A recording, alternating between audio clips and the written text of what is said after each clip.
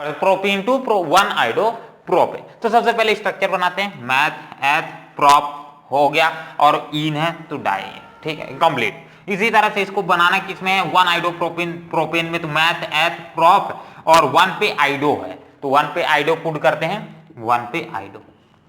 Clear हुआ कुछ?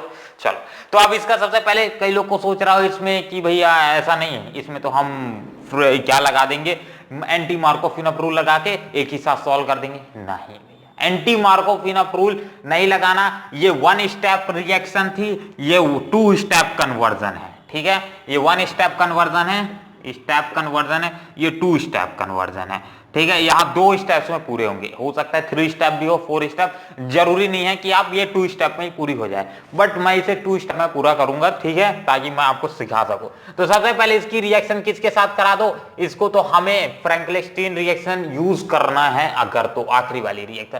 तो सबसे पहले इसकी रिएक्शन हम किसके साथ करा देते हैं, इसकी रिएक्शन हम करा देते हैं किसके साथ, सबसे पहले HX के साथ करा देते हैं, वो भी एंटी मार्कोव मतलब पर ऑक्साइड का यूज करके, पर ऑक्साइड्स का यूज करके, ठीक है। तो ये किसमें चेंज हो जाएगा, C और ये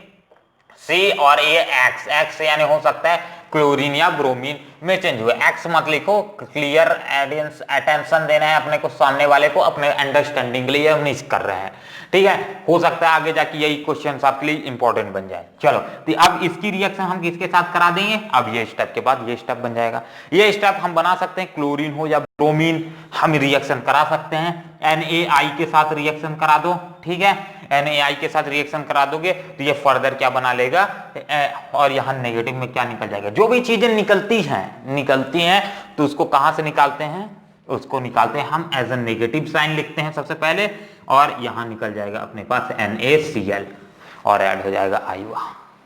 क्लियर? चलो किसके फटाक से स्क्रीनशॉट ले लो। क्लियर? चलो 1 2 3 ग्लोरी करे total clear. Next question, 2 bromo butane 2 but 2 ene. अब आया ना थोड़ा हार्ड वाला, हार्ड, चलो हार्ड मतलब अंदर से हार्ड, दिखने में हार्ड। नेक्स्ट क्वेश्चन अपने पास कुछ इस तरह से पूछा है, अपने पास है 2 ब्रोमो ब्यूटेन से क्या बनाना है अपने को, ब्यूट 2 इन। चलो अब आया ना क्वेश्चन एकदम, अभी तक नॉर्मल क्वेश्चन आ रहे थे। तो सबसे पहले स्ट्रक्चर बनाते हैं, ब्यूटेन ब्रोमो ब्यूटेन, तो क्या आ जाएगा, मैथ एथ प्रोप ब्यूट, ठीक है, और यहां पास क्या आ जाएगा 2 ब्रोमो, तो मतलब यहां क्या लगा रहेगा Br, कंप्लीट 2 पे पोजीशन पे लगा देते हैं। इसके बाद नेक्स्ट ये किसको बनाना है, बनाना क्या है, ब्यूट 2 इन बनाना है, ब्यूट 2 इन। तो ब्यूट 2 इन बनाते हैं, मैथ एथ प्रोप ब्यूट और दूसरे पोजीशन पे इन, मतलब यहां। क्लियर? स्ट्रक्चर सही है।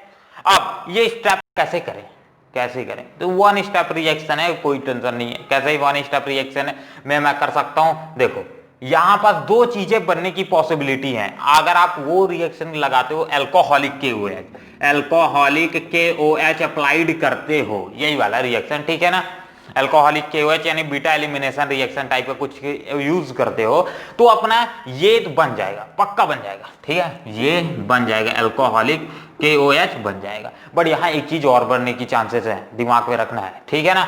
एडिशनल में क्या बनेगा, C single bond C double bond C, हो सकता है ये ब्रोमीन, ये जो हो सकता है Br जब रिमूव हो, तो रिमूव होने के बाद पॉजिटिव चार्ज इसके साइड चढ़े तो ये डबल बॉन्ड इधर साइड बन जाए, ये भी तो चांसेस है, हाँ चांसेस है, बट ये 70-30 होता है, 70% और 30% ऐसा टाइप का, 7-3 होता है, मतलब इतना तक होता है करीब। तो ये इसका जो बनने का चांसेस रहता है ये ज्यादा रहता है, इसका बनने का चांसेस कम रहता है। ऐसा क्यों? ऐसा इसलिए क्योंकि ये स्टेबिलिटी को मेंटेन करता है, बट ये स्टेबिलिटी को उतना ज्यादा ध्यान नहीं देता है। कंप्लीट है, दोनों ही स्टेबल है, ऐसी बात नहीं है, बट ये ज्यादा स्टेबल प्रोडक्ट बनाता है, इसलिए वो स्टेबिलिटी के कारण इसके बनने के चांसेस ज्यादा है। तो अल्कोहलिक KOH यूज कर लेना, ठीक है। चलो तो नेक्स्ट कन्वर्जन पे चलें कि ये नेक्स्ट क्वेश्चन सॉल्व करें, कुछ ऐसे क्वेश्चंस भी देख लेते हैं, इसके बाद 32 पे चलते हैं। क्वेश्चन क्या है, सबसे पहले ये सुना देता हूं। Write the major products in the following. पहले प्रोडक्ट का फॉर्मेशन करना है, तो सबसे पहले तो डायग्राम बनाना पड़ेगा उसके लिए। कन्वर्जन मजा आया, अभी और करेंगे, एक आध दो गैप करते हैं। उससे पहले नॉर्मल जो क्वेश्चन आते हैं उसको देखते हैं। तो इस तरह से अपने पास एक प्रोडक्ट दिया गया है, ठीक है, CH3 दिया है और ये NO2 दिया है। अब इसकी रिएक्शन अपने पास करने के लिए बोल रहा है Br2 के साथ, ठीक, और UV लाइट के साथ। ये एक क्वेश्चन दिया है, अभी जस्ट बनाओ, जब तक मैं सेकंड नोट कर रहा हूं, बन जाना चाहिए भाई बनाओ यार। जो पढ़े मेरे क्लास में उससे तो बनना चाहिए पक्का, और जो नहीं पढ़े उनसे भी बनना चाहिए भाई। चलो, Na ड्राई ईथर कंप्लीटेड। चलो एक बार ट्राई करो, नहीं बनेगा या हम आगे करेंगे। हो गया, चलो नेक्स्ट। आप देखो क्या दिया है और क्या बनाना है। ये सबसे पहले अपने पास इसको ध्यान दो कि मेरे पास दिया क्या है। इसका सॉल्व करने का भी एक तरीका होता है। अगर जिसको मैकेनिज्म आता है तो उसको ऑर्गेनिक में कभी टेंशन लेने की जरूरत ही नहीं है, हर चीज ऑर्गेनिक। ऑर्गेनिक का यही फायदा है कि अगर आपको कुछ नहीं आता, मैकेनिज्म आता है, तो आप प्रोडक्ट इजिली बना लोगे, वो भी करेक्ट। यही है ऑर्गेनिक का। तो अपने पास अगर मान लो कुछ भी नहीं आता तो मैकेनिज्म सॉल्व करना, और ध्यान रखना कौन सा फ्यूजन हो रहा है, होमोलैटिक बॉन्ड फ्यूजन हो रहा है, हेटेरोलैटिक बॉन्ड फ्यूजन। होमोलैटिक कौन से बॉन्ड फ्यूजन होते हैं, जब सेम एटम्स के बीच में बॉन्ड का फ्यूजन होगा उसे होमोलैटिक बॉन्ड फ्यूजन होता है। और होमोलैटिक बॉन्ड फ्यूजन कहां होता है, फ्री रेडिकल मैकेनिज्म में होता है, ठीक है, फ्री रेडिकल मैकेनिज्म। तो यहां पास फ्री रेडिकल मैकेनिज्म होगा, एक बॉन्ड इधर साइड टूटेगा, इसका एरो भी देखना ना, ध्यान रहना, एरो भी अलग रहता है। तो इस तरह से। और हेटेरोलैटिक बॉन्ड फ्यूजन उनके साथ हो जाता है दो डिफरेंट एटम्स जुड़े हों। मान लो डिफरेंट एटम क्या, NH3, ठीक है। अब इन दोनों के बीच में जो बॉन्ड फ्यूजन होगा नाइट्रोजन और हाइड्रोजन के बीच में, वो हेटेरोलैटिक बॉन्ड फ्यूजन होगा, ठीक है। तो हम बात कर लेते हैं जस्ट इसी वाले क्वेश्चन की। तो सबसे पहले पीछे से पलट के देख रहे हैं वो कई लोग, तो भैया कोई काम का नहीं है, क्योंकि अपने को यहां ध्यान देना है। अब उससे पहले प्रोडक्ट जैसे मैंने बोला, अब इस पे ध्यान दो कि क्या चीजें हो सकती हैं। यहां हो सकता है Br इस पे अटैक मारेगा कि इस पे अटैक मारेगा कि बेंजीन पे अटैक मारेगा। अब तीन ऑप्शन आ गए कि इसके ऊपर अटैक मारेगा, इसके ऊपर अटैक मारेगा, इसके ऊपर अटैक मारेगा। ध्यान दो, चलो बताओ नेक्स्ट। चलो अब ठीक है, यहां पर जिसने बोला बेंजीन ऊपर या फिर बेंजीन के ऊपर, तो एक बात ध्यान रख के चलो, जो कि न्यूक्लियोफिलिक, अभी न्यूक्लियोफिलिक सब्स्टिट्यूशन रिएक्शन तो नहीं है, फ्री रेडिकल मैकेनिज्म, कोई टेंशन नहीं, ठीक है, हो सकता है ये भी चांसेस, बट फ्री चांस होने के कारण ये ज्यादा रिएक्टिव बनेगा। और जो भी चीजें हैं ज्यादातर चांसेस हैं किसके साथ अटैक करने के, यहां पास फ्री रेडिकल मैकेनिज्म, जो कि दूसरा रिएक्शन हमने इस चैप्टर भर में किया था, ठीक है। NO2 के ऊपर अटैक नहीं मारेगा क्योंकि सिमेट्री के कारण ये स्टेबिलिटी को मेंटेन कर पा रहा है, तो स्टेबिलिटी बना रहे हैं, इसी कारण यहां नहीं मारेगा। ये बाहर वाले चैन पे जो कि ज्यादा रिएक्टिव है उनके ऊपर मार के ये Br यहां जोड़ के, और नेगेटिव साइन में क्या मिल जाएगा, यहां पास नेगेटिव में या तो आगे लिख सकते हो प्लस आगे लिख सकते हो, कोई नहीं कट करेगा एग्जाम में, आगे लिखो, ठीक है, या तो यहां पास माइनस के नीचे डाल दो, क्या बन जाएगा HBr, कोई नहीं कट करेगा कभी भी, ठीक है। दोनों ही क्लियर रहते हैं, दोनों ही करेक्ट होते हैं, दोनों ही यूज कर सकते हो। एक हो गया, आंसर हो गया, आसान है। नेक्स्ट यहाँ CH3 और एक Cl यहां जुड़ा है। अब ये ध्यान देना कौन सा रिएक्शन है, ये वुर्ज रिएक्शन, याद आया। चलो, तो वुर्ज रिएक्शन में क्या होता था, जस्ट जितने अपने पास कार्बन चेन होती थी उसकी जस्ट डबल हो जाती थी, हमने डिस्कस किया था उसी समय पे। और Wurtz reaction one of the most important reaction है। जब हम एक चीज को डबल करना चाहेंगे या फिर उसकी नंबर्स को इंक्रीज करना चाहते हैं, तब हम वुर्ज रिएक्शंस का इस्तेमाल करते हैं। तो वुर्ज रिएक्शन सेम टू सेम जिस तरह से प्रोडक्ट है उसी तरह से मैं बना देता हूँ, CH और एक CH3 ऐसे लिख सकता हूँ। कोई क्लियर है, आगे लिखो या पीछे लिखो, कैसे भी लिखो, लिख सकते हैं, ठीक है। यहां पास से Cl हटेगा और यहीं पास से जस्ट इसी का डबल हो जाएगा रिएक्शन। तो जस्ट मैं यहां पास से क्या जोड़ देता हूं, जैसा जुड़ा है सेम टू सेम वैसी ही चीजें जुड़ेंगी, ठीक है। जैसी चीजें इसमें जुड़ी है सेम टू सेम वैसी ही चीजें जुड़ेंगी। तो यहां पास एक कार्बन जुड़ जाएगा, ठीक है, यही वाला कार्बन जुड़ेगा। अब एक CH3 क्या हो जाएगा, CH3 इधर साइड, एक CH3 इधर साइड, और इसके ऊपर बचा कितना C है, क्लियर, कंप्लीट हुआ। आप ध्यान दो, इसमें जितने हाइड्रोजन रहेंगे उसमें भी उतने ही हाइड्रोजन रहेंगे। इसमें कितना, वो 3 6 एक साथ, इसमें 3 6 और एक साथ, कंप्लीट कार्बन भी सेम। तो यही होता है वुर्ज रिएक्शन का फायदा, और इसको हम ज्यादातर कन्वर्जन में यूज कर रहे हैं। ठीक है, आगे वाले चैप्टर्स, इस चैप्टर्स में तो इसका खास यूज आपको नहीं देखने को मिलेगा, बट आगे वाले चैप्टर्स में जैसे ही हम बढ़ते जाएंगे तो वहां कन्वर्जन का ना क्वांटिटी बढ़ेगा। कन्वर्जन ना आपके, अब कन्वर्जन ना 3-4 चैप्टर का मिक्सिंग रहता है। ठीक है, आपने पुराना टॉपिक पढ़ा, पुराने का पुराना, तो वो सारे का सारा मिक्स रहेगा। तो अब आपको वहां लंबे कन्वर्जन करना पड़ेगी। लंबे कन्वर्जन करने के लिए ऐसी रिएक्शंस, आपके पास सिंगल कार्बन दे देगा CH3, बोलेगा उसको किस में चेंज करो, C6H5OH में चेंज करो, मतलब बेंजीन में चेंज करो। भाई यार ये कैसा होगा। चलो, तो सब आगे पढ़ेंगे हम, उतना ज्यादा भी नहीं सोच रहे हैं, अभी हम नॉर्मल्स कर रहे हैं। हो गया, एक स्क्रीनशॉट हो गया हो, तो जस्ट आगे बढ़ जाते हैं। नेक्स्ट क्वेश्चन मैं आपको बोल देता हूं।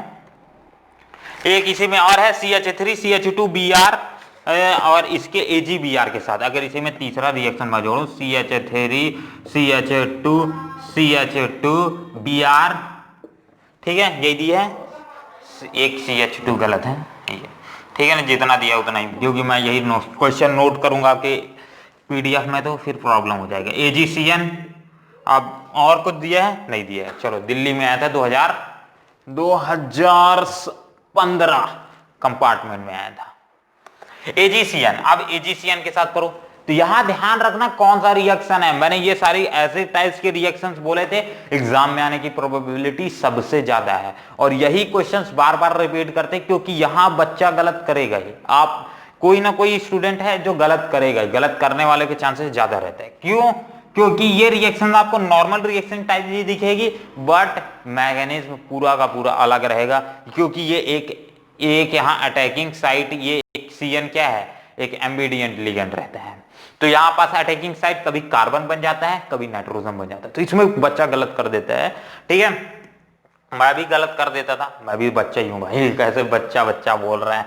चलो, तो नॉर्मल करते हैं, CH3 CH2, अब AgCN टूटेगा, Ag प्लस और CN माइनस। ठीक है, तो CN माइनस ले चलते हैं, और यहां ध्यान रखना कैसे टाइप का बॉन्ड फॉर्मेशन होगा, एक कार्बन, ठीक है, और बाकी कितने, एक इसके बीच में, और इस तरह से बॉन्ड फॉर्मेशन होगा।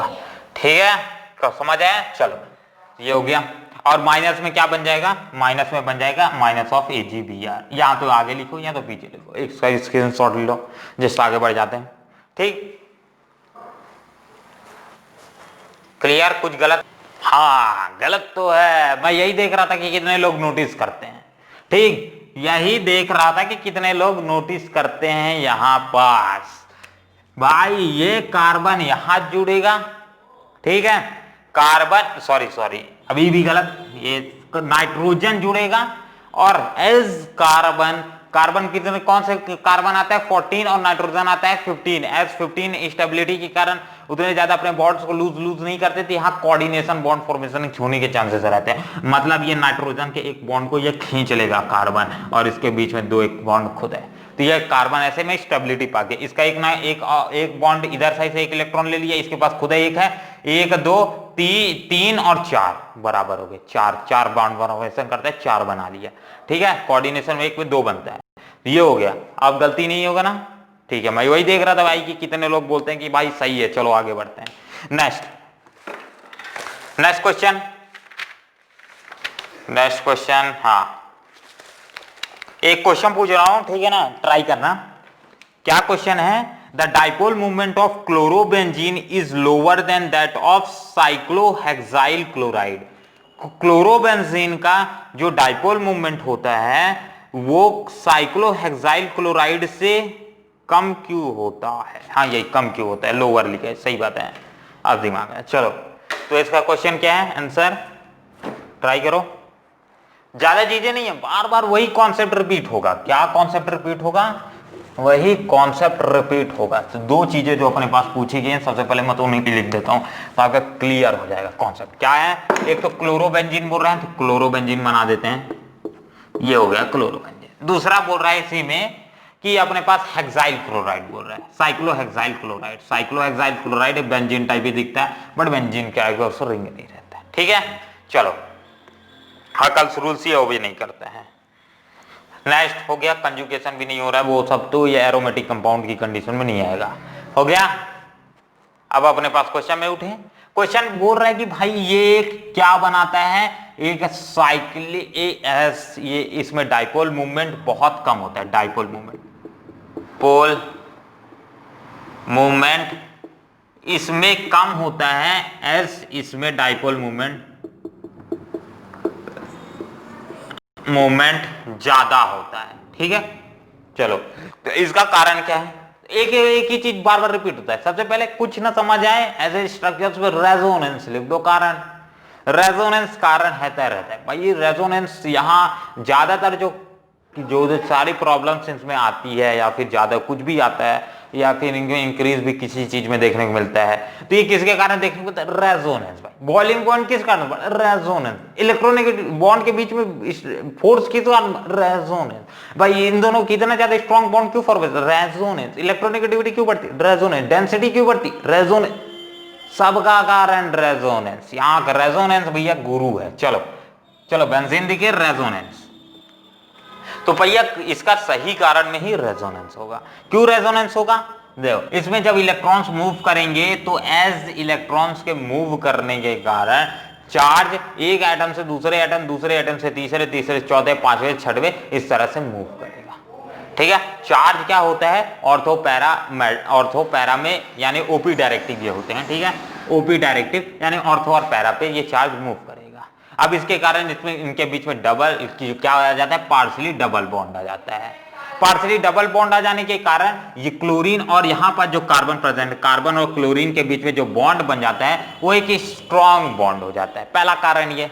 ठीक है, दूसरा कारण कार्बन एक क्या होता है, यहाँ जो कार्बन प्रेजेंट है, ये कौन सा कार्बन प्रेजेंट है, ये sp2 हाइब्रिडाइज कार्बन है। और यहां जो कार्बन प्रेजेंट है वो कौन सा कार्बन है, sp3 हाइब्रिडाइज कार्बन है। पहला कंडीशन तो sp2 और sp3।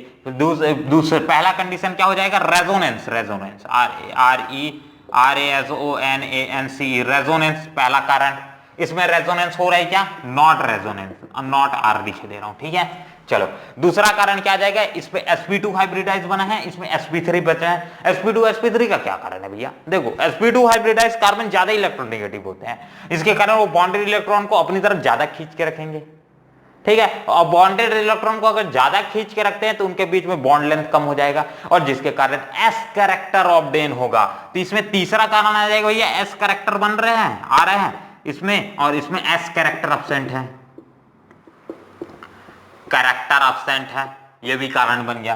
ठीक है, अब इतने सारे कारण क्या कर रहे हैं, इलेक्ट्रॉन को यहां से इजीली मूव नहीं करने देंगे। अब इजीली अगर इलेक्ट्रॉन को मूव नहीं करने देंगे तो भैया ये इलेक्ट्रॉन को यहाँ ये इलेक्ट्रॉन को इजीली लूज नहीं कर पाएगा, इलेक्ट्रॉन को लूज नहीं कर पाएगा, मतलब अनपेयरिंग की कंडीशन नहीं आ पाएगी। और अनपेयरिंग की कंडीशन नहीं आ पाएगा भैया, डाइपोल मूवमेंट खाक होगा उसका। अनपेयरिंग की कंडीशन ही डाइपोल मूवमेंट को क्रिएट करती है, और यहाँ अनपेयरिंग इजिली हो जाएगा, क्योंकि यहाँ ना तो रेजोनेंस हो रहा है, ना तो एस कैरेक्टर अप्लाई होना है, तो sp2 हाइब्रिडाइज है, sp3 हाइब्रिडाइज है, नॉर्मल हाइब्रिडाइजेशन है, तो ये आसानी से रिमूव हो जाएगा, आसानी से रिमूव हो जाएगा। तो भैया तो आसानी से अनपेयरिंग की कंडीशन आ जाएगी, और अनपेयरिंग की कंडीशन अगर आ गई तो भाई डाइपोल मूवमेंट तो होना चाहिए। तो इसीलिए डाइपोल मूवमेंट इसका ज्यादा होता है इसके मुकाबले। कंप्लीट है, चलो डाइपोल मूवमेंट किसके कारण, अनपेयरिंग के कारण बनता है, ये बात को ध्यान रखना। ये 1 मार्क्स क्वेश्चन था, भी बढ़ा चढ़ा के बता दिया ताकि आपको 2-3 मार्क्स में है, 2-3 मार्क्स में है तो आसानी से बन जाए। नेक्स्ट क्वेश्चन, कन्वर्जन करेंगे भाई, ऐसा नहीं है। नेक्स्ट क्वेश्चन, ठीक है, how you will conversion carry out. अरे कन्वर्जन कैसे करोगे ये भी आ गया। चलो, एनालाइन टू ब्रोमोबेंजीन। अब ये इसका यही मेरे को अच्छा नहीं लगता भाई कि एक चैप्टर को दूसरे चैप्टर में घुसेड़ देते हैं। जनरली जो हेलो एल्किन्स और हेलो एरिन्स रहते हैं ना, इनसे कन्वर्जन वाले क्वेश्चन बहुत कम आते हैं। क्वेश्चन चालू होंगे अल्कोहल, फिनॉल और इथर जब हम पढ़ेंगे ना, तो वहां कन्वर्जन भैया, कन्वर्जन ही कन्वर्जन। क्वेश्चन आपको देखेंगे भैया, कन्वर्जन कन्वर्जन कन्वर्जन कन्वर्जन, हर साल कन्वर्जन। तो उनसे ज्यादा आता है, फिर भी इससे आता है, पर इससे उल्टा सीधा घुसेड़ देता है, इसीलिए इसमें क्वेश्चन नहीं पूछा उतना। चलो, एनालाइन टू ब्रोमोबेंजीन, पहला क्वेश्चन पूछा। अभी आप भाई लोग एनालाइन जो बेसिक पढ़ा तो उसके लिए क्लियर है, बट इसका हमने वो नहीं पढ़ा है अभी तक। एनालाइन का स्ट्रक्चर, एनालाइन कहाँ है ना, अमोनिया स्टार्ट ही नहीं किया अभी चैप्टर, आगे बढ़ेंगे तब समझ आएगा। चलो फिर भी एनालाइन क्या होता है, एनालाइन का स्ट्रक्चर होता है NH2 एनालाइन से किस में कन्वर्ट करना है, ANILI यानी एनालाइन से अपने को कन्वर्ट करना है इसे ब्रोमोबेंजीन में। चलो ब्रोमोबेंजीन, बेंजीन। चलो तो ये एनालाइन से ब्रोमोबेंजीन, भाई ये बहुत आसान है पर हार्ड है। अभी जस्ट क्यों हार्ड है वो भी बताऊंगा। Bromobenzene Br। अब ये 2 स्टेप रिएक्शन है, 2 स्टेप 3 स्टेप, कई लोग 3 स्टेप भी बना देते हैं, ऐसा जरूरी नहीं है। तो ये हो गया, एक बार स्क्रीनशॉट ले लो क्योंकि यहीं से कन्वर्जन चालू करूंगा। हो गया। नेक्स्ट एनालाइन को सबसे पहले हमें ब्रोमोबेंजीन की कंडीशन अप्लाई करने के लिए, ऐसा तो अपने ने अभी तक कोई भी पीछे पलट के देख लो, अभी तक कोई रिएक्शन नहीं पड़ा। ठीक है, ऐसी कोई हमने रिएक्शन नहीं पड़ा जो कि ऐसा कर सके प्रोसेस, ऐसा प्रोसेस कर ना सके। इसलिए एक यहां पास बताऊंगा, एक चीज है, ट्रिक नहीं है वो, एक बताऊंगा वो मैं अलग से एडिशनल रिएक्शन, जिसको याद कर लेना। ठीक है, अभी फिलहाल के लिए बाद में जाके इसको समझेंगे नेक्स्ट चैप्टर में। चलो तो इसका हम सबसे पहले हमने एक रिएक्शन पढ़ा था कि हम डाइजोनियम सॉल्ट को ब्रोमोबेंजीन में चेंज कर सकते हैं। सैंडमेयर रिएक्शन हो गया, ठीक है, गटरमैन्स रिएक्शन हो गया। तो उन दोनों रिएक्शंस के थ्रू हम इसे क्या कर सकते हैं, ब्रोमो में तो कन्वर्ट कर सकते हैं, या फिर खाली अपने को बेंजीन भी दे दे तो हम ब्रोमो में चेंज कर लेंगे। बट हम नहीं कर सकते, नॉर्मल अगर कोई चीज और रहे तो नहीं कर सकते। तो सबसे पहले मैं इसको क्या किस में चेंज करूंगा, डाइजोनियम सॉल्ट में चेंज करूंगा। ठीक है, तो सबसे पहले डाइजोनियम सॉल्ट मतलब N2Cl में। ठीक है, इसको चेंज करने के लिए मुझे इसके साथ किसके साथ रिएक्शन कराना पड़ेगा, NaNO2 के साथ रिएक्शन कराओगे। अब यहाँ का एक नाइट्रोजन यहाँ पहले से ही, एक नाइट्रोजन यहाँ पहले से ही है, तो ये नाइट्रोजन मिल करके यहाँ पास जुड़ जाएंगे। और दूसरे में इसी में क्या ले लेते हैं, HCl ले लेते हैं एडिशनल। चलो तो ये रिएक्शन बुरा के पूरा मेरे पास डाइजोनियम सॉल्ट दे देती है। ठीक है, अब डाइजोनियम सॉल्ट मेरे को मिल गया। डाइजोनियम सॉल्ट के बाद ये रिएक्शन मैं करा दूंगा, किसके साथ रिएक्शन करा दूंगा, ये रिएक्शन मैं इसकी करा दूंगा सैंडमेयर करोगे कि हूं गटरमैन्स रिएक्शन, गटरमैन्स। चलो गटरमैन्स करो, Cu और इसमें HBr ले लो, ये आ जाएगा भाई, बन गया। ये एक एडिशनल था, इसलिए मैं कन्वर्जन्स पे ज्यादा ध्यान नहीं देना चाहता हूं इस चैप्टर पे, क्योंकि इसमें चैप्टर्स में ज्यादातर कन्वर्जन्स आपको दूसरे चैप्टर के रिलेटेड मिलेंगे। तो मैं छाट के निकाला हूं, कुछ कन्वर्जन्स है ऐसे, जैसे मैंने 3 पहले शुरू के ही करा दिए थे। हो गया इसका स्क्रीनशॉट, आगे बढ़ते हैं। ठीक है ना, वीडियो तो क्लियर है ना भाई, वीडियो क्लियर है बट थोड़ा सा और क्लियर है, I think so it's more.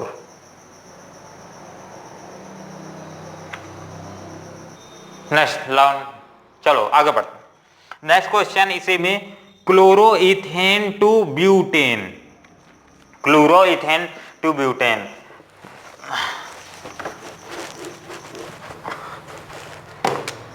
CHLORO chloro ethane to butane,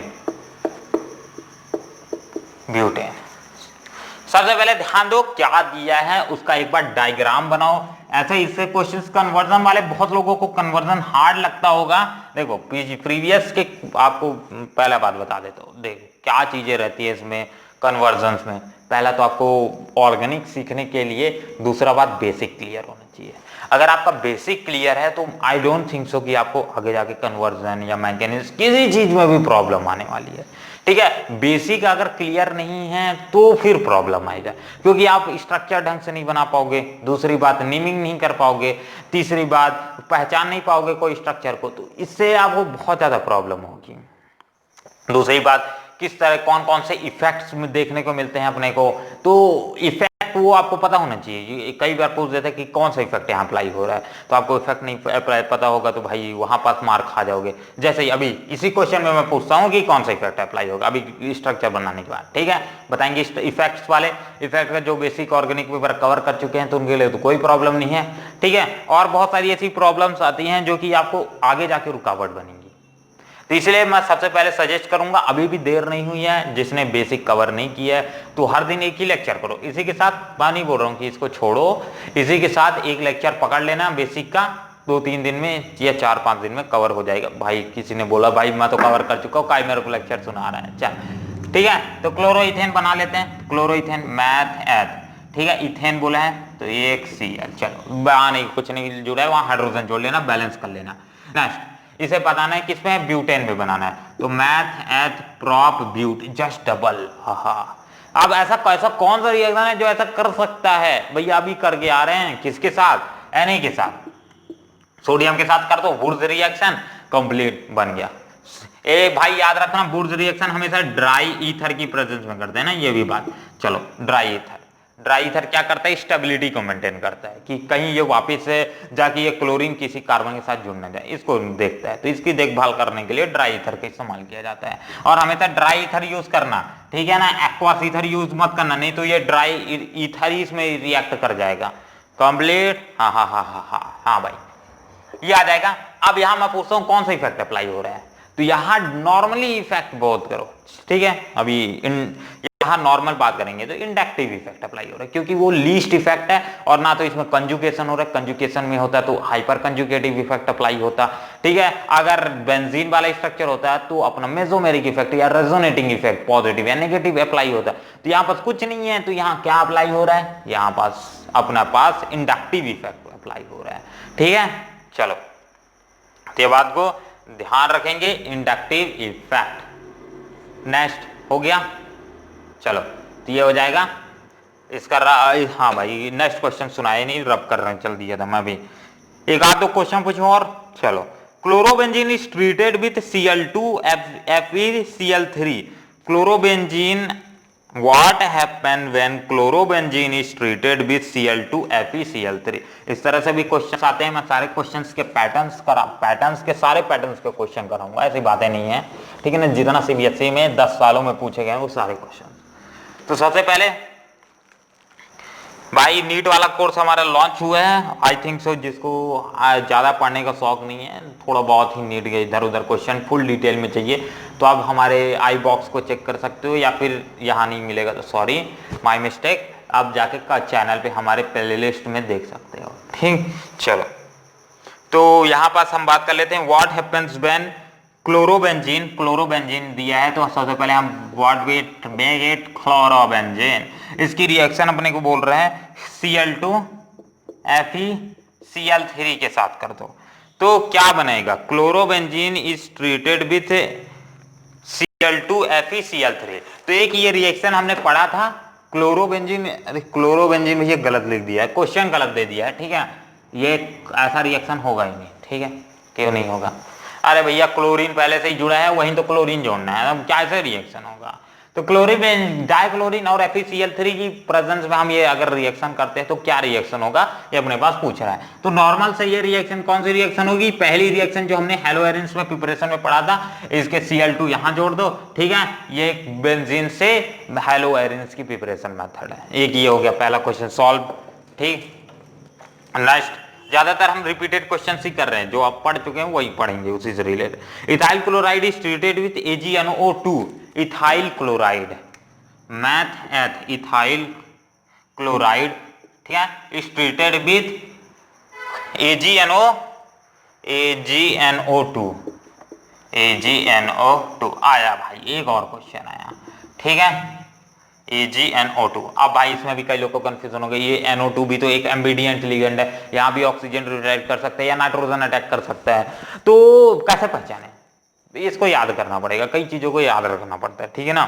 चलो तो ये ध्यान रख लो कि ये क्या है, किसके साथ जुड़ा है, ये ऐसा नहीं रहता है। देखो ऐसे कई चीजों को याद रखना पड़ता है, कई चीजों को समझना पड़ता है। अब ये यहाँ पास या तो आप याद रख सकते हो या तो समझ सकते हो। हाँ याद रखोगे तो ज्यादा दिन टिकेगा नहीं, समझ लो। क्या समझ लो? कौन से मेटल के साथ जुड़ा है, ठीक है। अगर ये पोटेशियम से जुड़ा है, ठीक है, ऐसे टाइप के मेटल से जुड़ा है, पोटेशियम हो गया, जैसे K से जुड़ा है, KNO2 है, तो वहां पास कौन सा रिएक्शन में पार्टिसिपेट करेगा? वहां पास अपने पास ऑक्सीजन, ठीक है, क्लियर। और अगर यही उसी के सेकंड के साथ आता है तो यहां पास ध्यान रखना कि ऑक्सीजन तो पार्टिसिपेट करेगा नहीं। अगर मान लो यही रिएक्शन मैं एक और लिख देता हूं ना, ठीक है ना, इसी तरह से, और ये किसके साथ है? KNO2 के साथ है। ऐसे एक दूसरा मेटल ले लेते हैं, एक दूसरा मेटल, ठीक है। ये मेनली दो रिएक्शन में पढ़ा था मेटल्स के केस में, और यही आपके एग्जाम में भी आएगा इसी दोनों में से। अब यहाँ पास दो कंफ्यूजन आ जाएगा कि यहाँ पास कौन सा है, सेम टू सेम दोनों ही, ठीक है, NO2 ही लिए, बट मेटल्स में चेंज करने के कारण प्रो रिएक्शन भी चेंज हो जाएगा, क्योंकि ये मेटल्स इसको प्रमोट करेगा, ठीक है, ये किसको प्रमोट करेगा, नाइट्रोजन को, और ये मेटल ऑक्सीजन को प्रमोट करता है। हा हा हा, ये है ना केस। अब दोनों के लिए इसमें एक केस बात करोगे तो NO2 लिख देना, कोई टेंशन नहीं, सामने वाला कभी गलत नहीं करेगा। बट इसमें अगर NO2 लिख दिए तो हो सकता है सामने वाला सर फिरा हो जल्दी जल्दी में, तो NO2 में आपको मार्क्स दे दे। बट मैं होता तो मैं ही मार्क्स देता। क्यों मार्क्स नहीं देता भाई, गलत लिखा है तो क्यों मार्क्स दूंगा, क्या कर सही होगा फिर, सही है। रुको डस्टर, सही क्या है ये देखो, सही है ये एक एम्बिडियंट लिगेंड है। एम्बिडियंट लिगेंड में हमेशा किया के ऑक्सीजन के लिए प्रमोट करता है, ठीक है। तो यहाँ पास के और यहाँ पास एन और ये डबल बॉन्ड हो गया, ये बनेगा, समझ आया। चलो, तो ऐसे रिएक्शंस को ध्यान रखना कि क्या अटैकिंग साइड में क्या दिया है, कौन सा मेटल दिया है, मेटल को ध्यान रखना, बाकी चीजें अपने आप हो जाएंगी। क्लियर। नेक्स्ट क्वेश्चन इसी में करते हैं, ज्यादा बड़ा क्वेश्चन नहीं करेंगे। एक और, 2 bromo pentane is created with alcoholic KOH। 2 bromo pentane, ठीक है, 2 bromo pentane, 2 bromo pentane create करते हैं। सबसे पहले 2 ब्रोमो पेंटेन, 2 ब्रोमो